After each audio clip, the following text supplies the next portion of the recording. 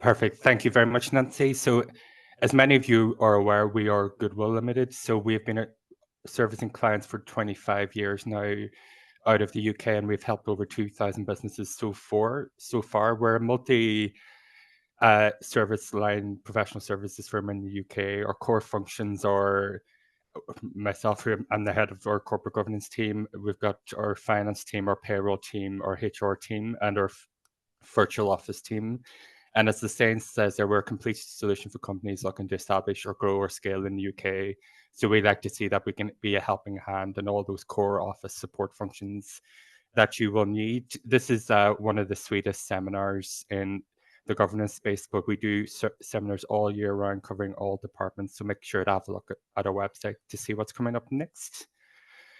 So so myself, I'm Phil McCarron. So I'm the head of governance. I've been at Goodwill now for about 2.5 years. The governance team in Goodwill expands both our London and our Warwick offices, and we offer all core corporate governance and company secretarial functions, but we also do more advanced technical work also. So we're here to help where we can. Next slide there, Nancy. So what we're going to cover today. So today we're going to look at evaluating your company's health for growth. A lot of you may know this as a company health check, and kind of the various aspects of what's involved here and why it is important. So the company health and kind of the components of a company, or it's an endless list of things. So this is going to be a very brief summary of the key areas you should look out for and how you should look at completing a company health check for your company. We're going to cover various areas like legal requirements, business structures, business registration, company health. There can be a lot of consequences if this isn't done right. And then finally onto planning your health check. So UK legal requirements, this is pretty self-explanatory, but a lot of people won't appreciate this in their day-to-day running of their business. So in the UK, a company and business's legal responsibilities is very dependent on what the actual business does.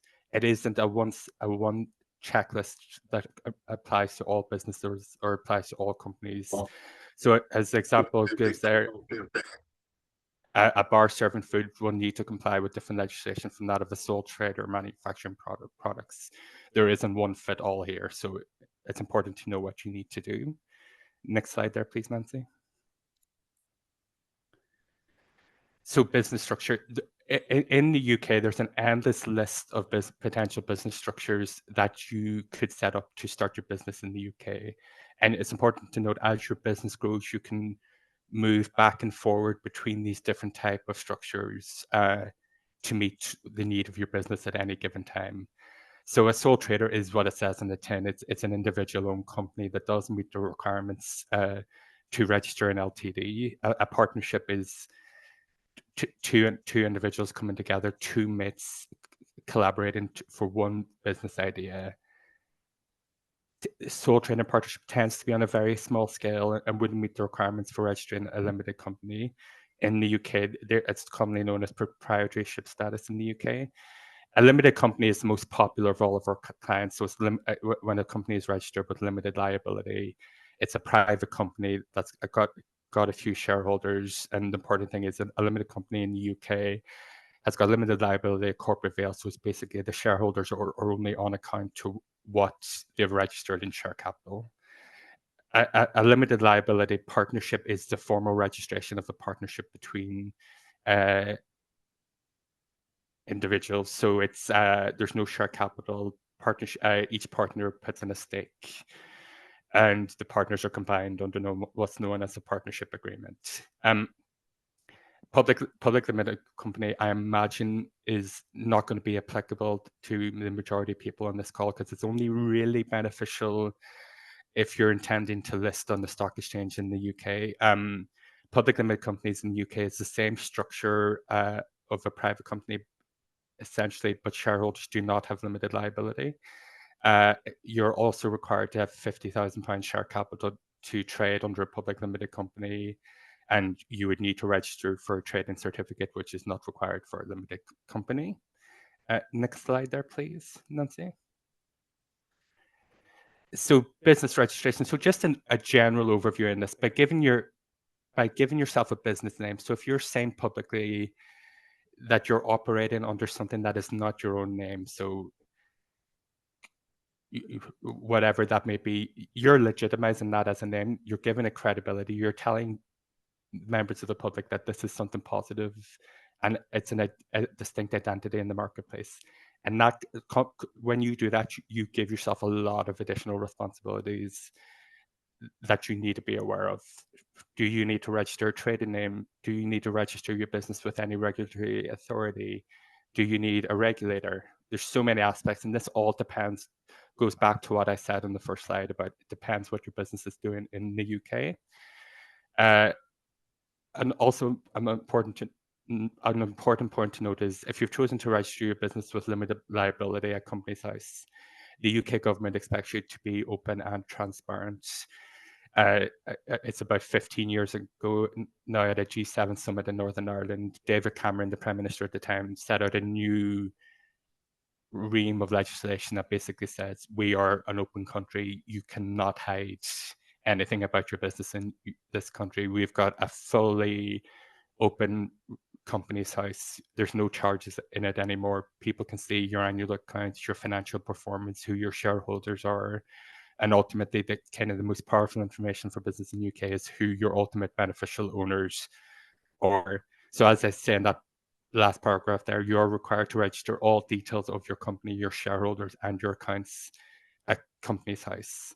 And you're also required in the UK to file an annual statement, which is it's essentially a snapshot of your company at any given point in the year. You have to file it once a year, and you can choose the date, but that's going to tell the members of the public who your directors are at that point, who your shareholders are at that point, what the share capital is, and who the people of significant control are, along with the various other different points. Next slide there, please, Nancy. Next slide there, please, Nancy.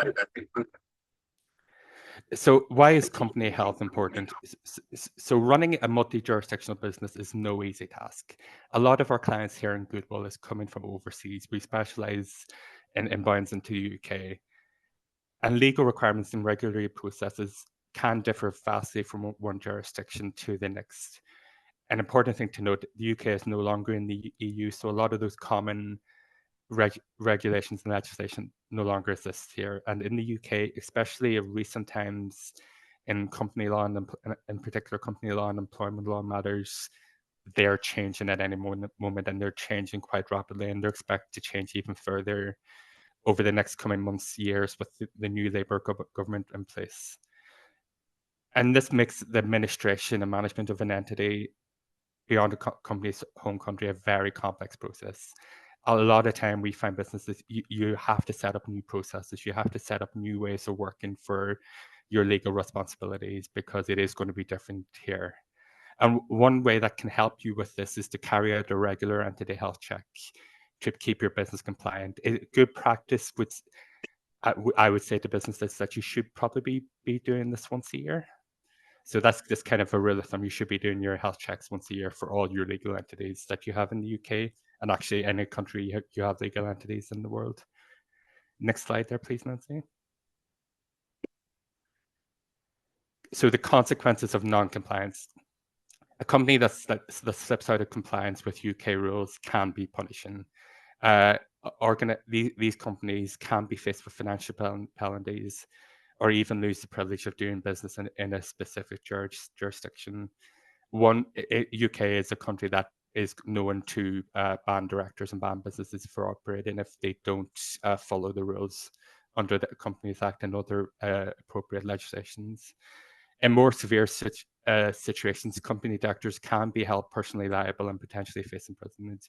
So in the UK, you'll find that if the company is not being compliant with rules and regulations, the Companies House will go after the directors personally.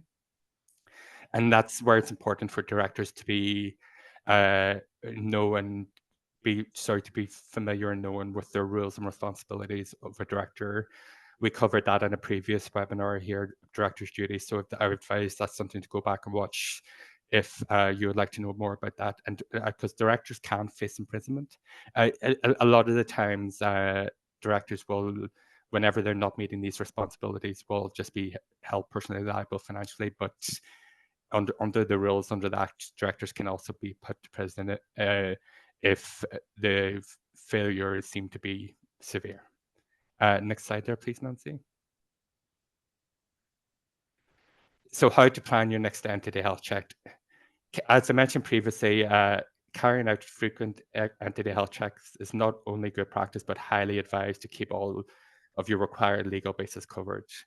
It's important for the day-to-day successful running of your business, but also should be looked at when making the transition from a decentralized to a centralized governance model and when acquiring an entity to the group.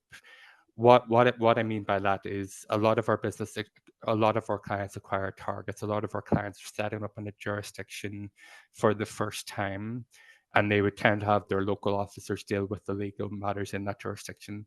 It's highly recommended that you have a centralized governance structure, that you have a core team in your business that is handling all of your regulatory matters for any jurisdiction that you operate in. Your local country can support, but it's important to keep all that information together and have one or two conduits holding it all in place. Because having it decentralized, we tend to find that it does mess up quite a lot. Simple measures such as introducing a compliance calendar for your region you operate within in each type can help a business stay on top of its filing deadlines. So I kind of muddled my words there, but basically what I'm saying there is what we would advise clients is quite literally have a calendar in place, have each of your entities laid out. For entity X, this is the date I need to file annual accounts. This is the date I need to hold the shareholder meeting if applicable. This is where we need to do our UBO declaration if applicable. This is when we need to file our confirmation statement, annual return if applicable. So it's all there in one space. So you know what's going on, you know what you have to do, and you shouldn't run out of compliance at any point. Next slide there, please, Nancy. So there are many key areas that a business should look into when they're looking at an entity health check. And what we are saying here is every business knows what their company or what their legal entity is looking at it, what it is at any given point. And what I mean is you will all know who your shareholders are, what they've invested, what their share capital is, what their directors are, who their directors are, sorry. But the question to yourself is, has this all been registered properly? Does your local authorities know the information you know? And doing this cross-referencing, cross-checking is what an entity health check is. So basically just making sure how your business is and how you want it to be is correctly reflected in all the relevant parts. It should be reflected. And there are many key areas that should be covered when conducting an entity health check on your entity. And we've broke these down here into the basic areas and the more complex areas. So the basic areas are company name. Is the name you're advertising your business as the name that it is registered as? They have to be the same. There is opportunities in the UK to use a trading name, but from a company name perspective, you need to have the company name at the bottom of your letterhead, the bottom of your business cards, the bottom of your emails to be matching that of what is on the regulators. And we've a lot, and this goes down to the suffix. If your business is registered as limited and full at company's house, that is how it should be shown at the bottom of your business cards or your email addresses, etc. If it's registered as LTD, that is how it should be shown. Because in the UK, they technically have two different personalities, LTD and the word limited and full, and it's important that you've got that correct. Registration number. A registration number in the UK is the one unique identifier for your business that will never change. So it's important that you've got that right. Once you incorporate your company, you have a company number that will never change. So it's important that you know as a business that you're being healthy, that you can see that your registered company number is correctly shown and all the facets that you need it to be shown. Date of incorporation is the date your company was incorporated. Trading status. Is it a dormant legal entity? Is it a property holding company? Is it employees? Is it a structured finance vehicle? that is all different trading statuses in the UK, and we need to make sure that that's reflected correctly on what your entity is doing to the public register. Because under new rules in the UK public register, your entity can technically be audited at any point, so it's important that this is all right. And a registered address and a main business address. In the UK, it's fully permissible to have a separate registered address and a separate business address, but it's important that you're distinguishing between the two and you know which is which. Your registered address is the address that's registered at Companies House. It's your official business address. Your trading address is the address that your business trades out of. Here at Goodwill, we offer both services to clients. We've got clients that have the registered address with us. What that means, basically, we'll receive their official government or HMRC correspondence for that business. We won't receive any of their trading day-to-day trading correspondence. If there's any sort of kind of service being put in the company from the UK government, that will come to us. A business address is we do offer this via our virtual office service if anybody needs it, but that's your day-to-day running, where your telephones are being answered, where your customers call, where it's kind of visibly seen that your business is operating from. So, and then some of the more complex areas include, but are not limited to, and this is where a lot of our clients gets this wrong, and this is where my team spend a lot of time working with clients, helping them get this correct, reflected correctly on what it should be. Shares, type, number, capital of values.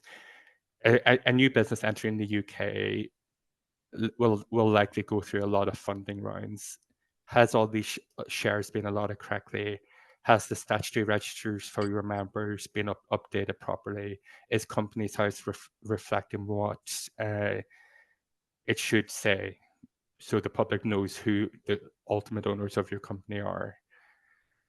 If you redesignate your share class, has that been done correctly? The list is endless here. If people have paid a premium on the shares, have you taken all the necessary steps to conduct that? The next one here is shareholders and shareholder meetings, if applicable. So shareholders, that is what it says in the tin. Are you disclosing all your correct shareholders on Companies House? So basically, are you telling the public who's the rightful owners of your company? And also shareholder meetings, if applicable. It's important to note that after the 2006 Act in the UK, when that came in 2009, that this applied for limited companies, a requirement for annual general meetings. But if your company was incorporated prior to 2009, it is likely that shareholder meetings will still apply unless you've updated your articles of association so that you no longer need them. The bringing in of that legislation didn't mean that you automatically didn't have to run shareholder meetings. You had to disapply it yourself via changing in your articles. So that's important to note for anybody that's been incorporated prior to 2009. And if anybody wants to ask me any further questions on that, just drop me an email. So financial statements, these have to be filed every year. It's a legal requirement in the UK. You can't get away from it. Is the correct year-end reflected? So if you're producing your accounts to the 31st of December each year, is that what the UK registrars you registered as doing? Because you have to follow the date that's on the UK register. It can't be a commercial date. It has to be the same date that's on the UK register. Mortgages and charges. If you've got a charge out against your company, if you've got a mortgage, if you've had to put your company as a charge to a pension scheme, and so many other areas, these all have to be registered in the UK. You're legally responsible for maintaining what's known as a register of mortgages and charges in your own records, and you also have to maintain that on public records with all charges and mortgages being registered. So this is an important question to ask yourself. Is this applicable to you? What do you have? Have these all been registered? You can check this via going on the Companies House website. There's a separate tab for mortgages and charges.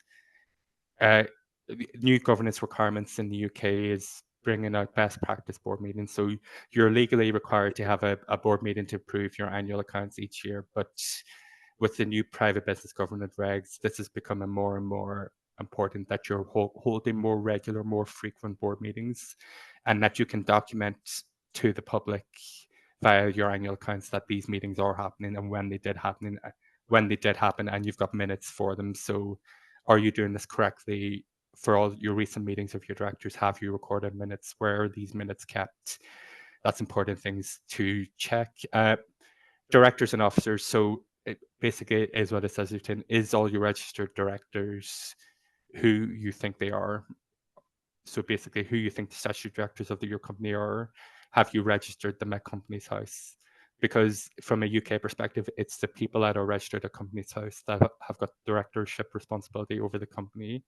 Even if it is other people in your company that you think it has, if anything goes wrong, it will be the people that are registered at Companies House that are held on account. So that's important to note.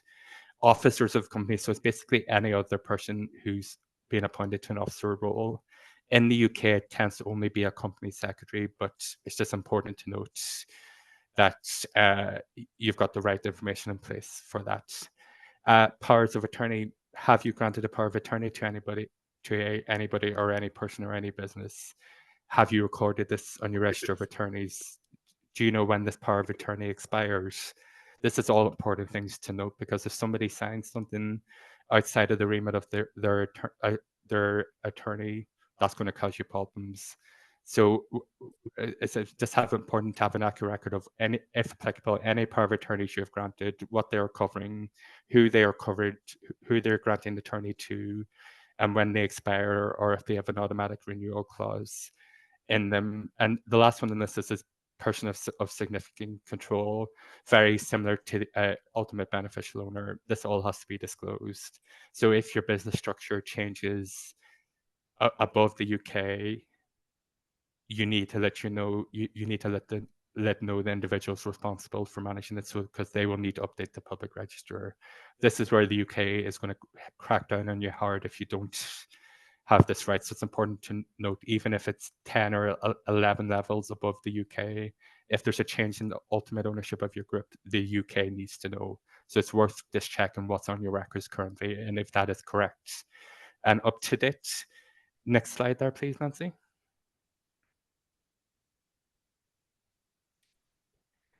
So I've probably overwhelmed you with information there, but can you carry out an entity health check yourself?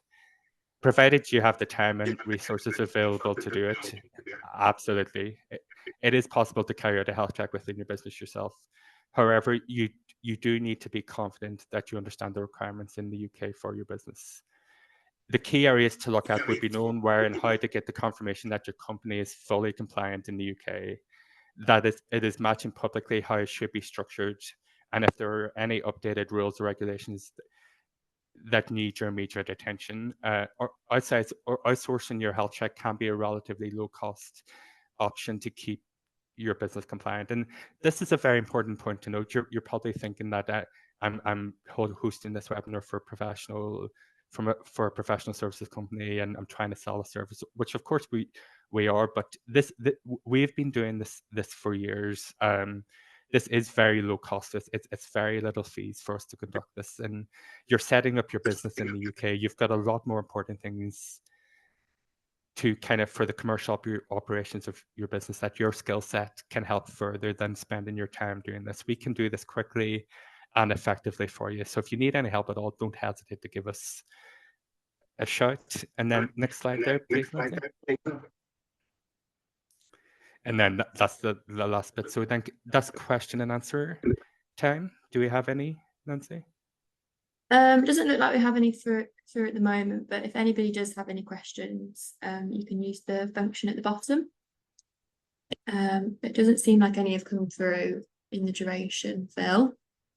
No problem at all. And just, if anybody just thinks of anybody after that, maybe if you go back to my email slide there, Nancy, just send me an email, and because I appreciate I've probably overwhelmed you with information on this.